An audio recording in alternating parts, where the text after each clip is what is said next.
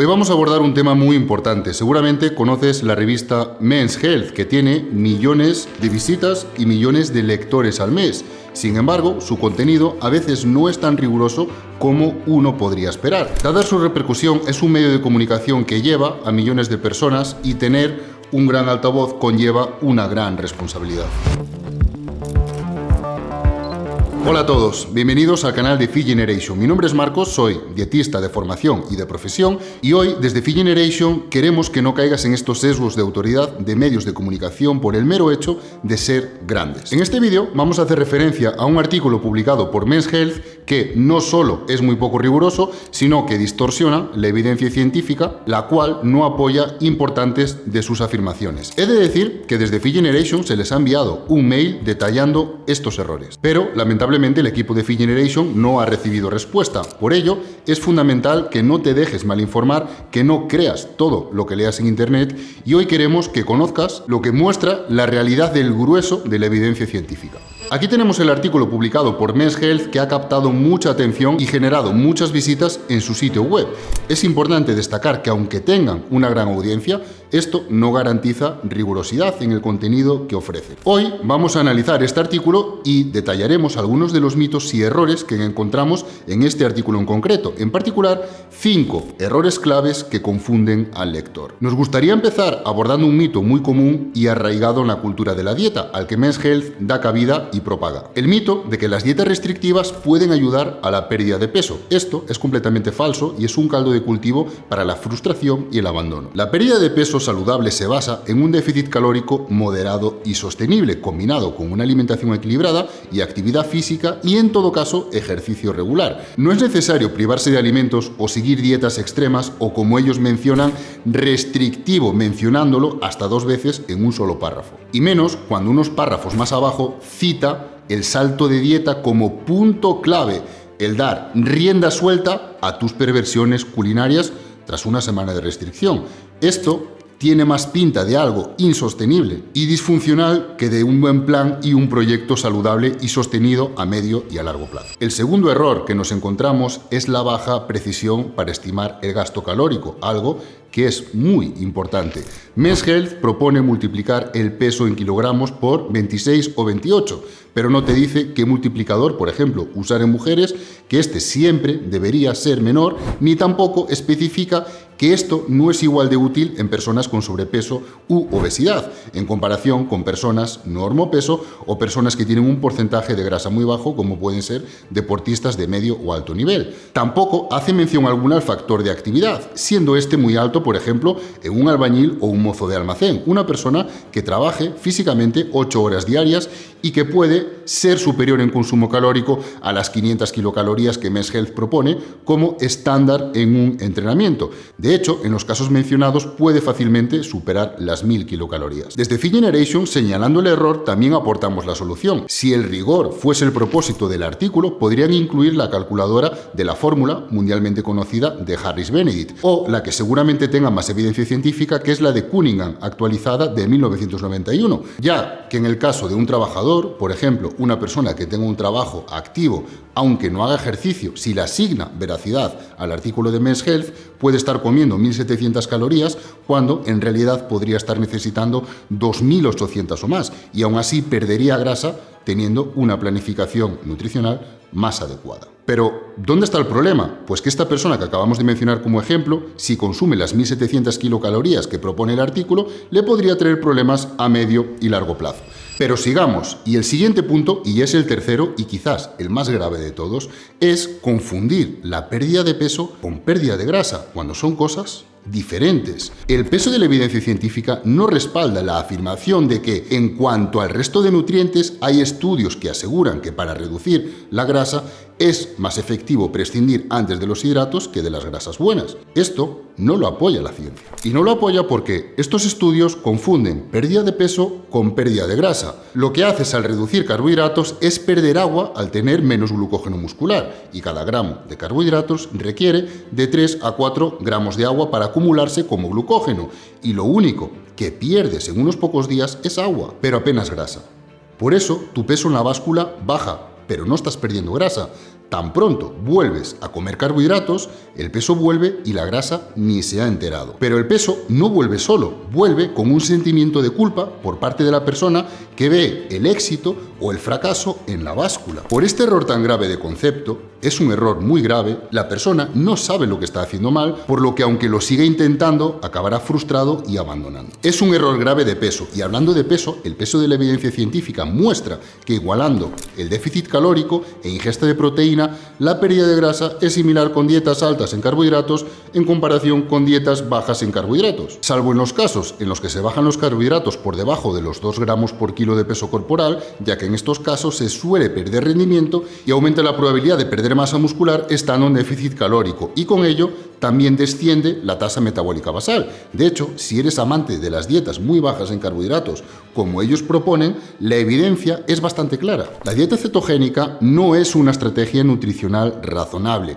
y que no tiene ninguna ventaja sobre las dietas normales o altas en carbohidratos en el rendimiento físico y las adaptaciones al entrenamiento. Además, el ingerir carbohidratos nos permite tener niveles de leptina más altos, lo cual va de la mano de tener unos mejores niveles de saciedad, algo de gran importancia para mantener a largo plazo. Por lo que en general, la evidencia no muestra diferencias significativas en la pérdida de grasa entre dietas altas en grasas versus dietas altas en carbohidratos, y es cuestión de preferencias personales.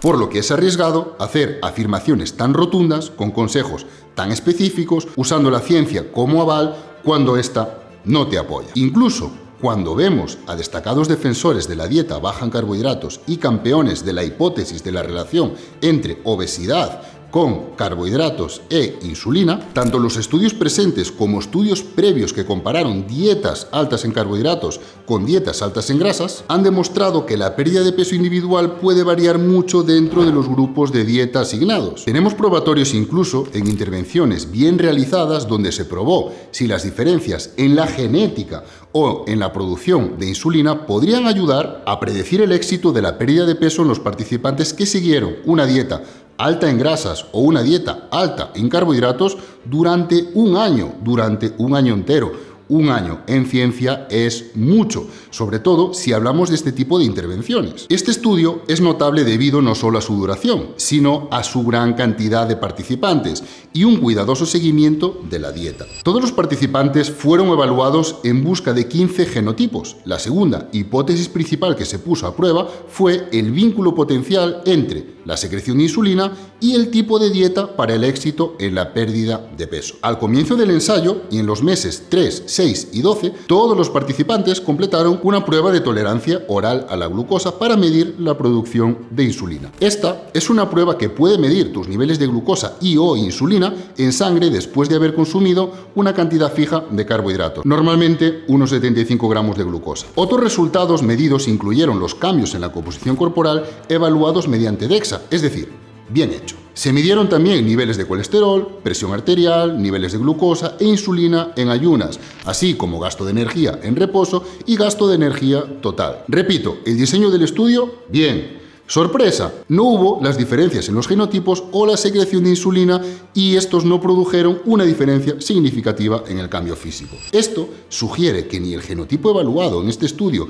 ni la cantidad de insulina producida es estadísticamente significativo ni clínicamente relevante. En cuanto a salud, que esto al final es lo más importante, ambos grupos pudieron mejorar ciertos marcadores de salud, porcentaje de grasa corporal, circunferencia de la cintura, presión arterial, niveles de insulina y glucosa en ayunas. Y aunque no se observaron diferencias significativas entre los grupos, espera porque esto te puede interesar mucho, ya que para los defensores de las dietas altas en grasas, a los 12 meses, el colesterol de lipoproteínas de baja densidad, lo que socialmente conocemos como el colesterol malo, así como el colesterol total, había disminuido significativamente en el grupo alto en carbohidratos, es decir, disminuyó unos 2,12 miligramos por decilitro, mientras que había aumentado en el grupo alto en grasa. Y no poco, sino que más 3,6 miligramos por decilitro, y sabemos que lo que sucede a día de hoy a nivel de lípidos es importante para tu versión del futuro. Como podemos ver, las afirmaciones de Men's Health no parecen ser del todo rigurosas,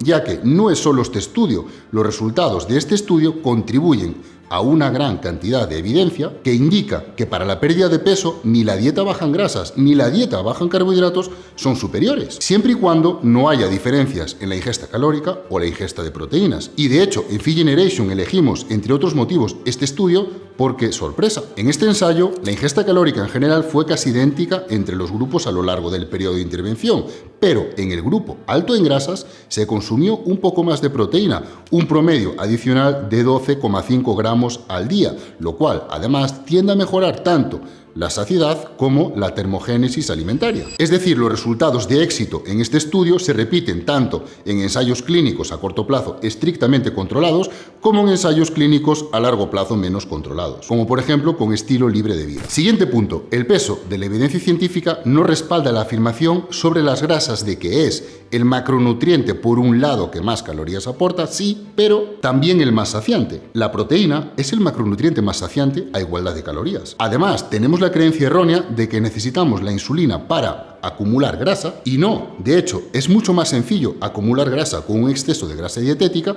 que con un exceso de carbohidratos. Y de hecho, la grasa se puede acumular en ausencia de liberación de insulina. Y ya por último, el peso de la evidencia científica no respalda la afirmación de que mínimo las proteínas deben suponer de un 10 al 15% del aporte calórico total. Hacer recomendaciones de ingesta de macronutrientes como porcentaje de la ingesta total calórica carece de evidencia científica. O si quieres verlo de otra forma, tiene el mismo nivel de evidencia científica que decir que los cereales deben ser la base de la dieta. Además, también carece de evidencia científica el decir de alto valor biológico sobre todo, porque la evidencia científica y la fisiología lo que te muestran es que las proteínas no tienen alto valor biológico, en términos absolutos, ya que pueden complementarse entre sí en cuanto a aminoácidos limitantes. Por eso, los vegetarianos y veganos suelen consumir arroz más legumbres, arroz más cereales, ya que así consiguen una proteína completa sin tomar proteínas de alto valor biológico. Conclusión, en resumen, cuando se trata de salud, no debemos permitir que nos malinformen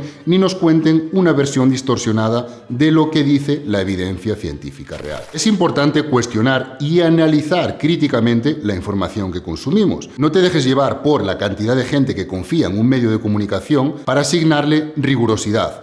Cuestiona siempre lo que ves, sí, incluso esta información que te damos desde Fit Generation. Todos, y esto es muy importante, todos tenemos derecho a equivocarnos, pero también podemos ejercer el derecho a rectificar, ya que como decimos siempre, donde todos piensan lo mismo, nadie está pensando. Y hasta aquí el vídeo de hoy, espero que te haya gustado y por cierto, si quieres ejercer como preparador físico de forma legal en España, desde Fit Generation hemos preparado el técnico superior en acondicionamiento físico. Una formación oficial y online donde aprenderás todo lo que necesitas saber para convertirte en un profesional destacado en tu sector. Tienes toda la información en el primer link de la descripción y en el primer comentario que encontrarás fijado justo debajo de este vídeo. Nos vemos en próximos vídeos. Chao.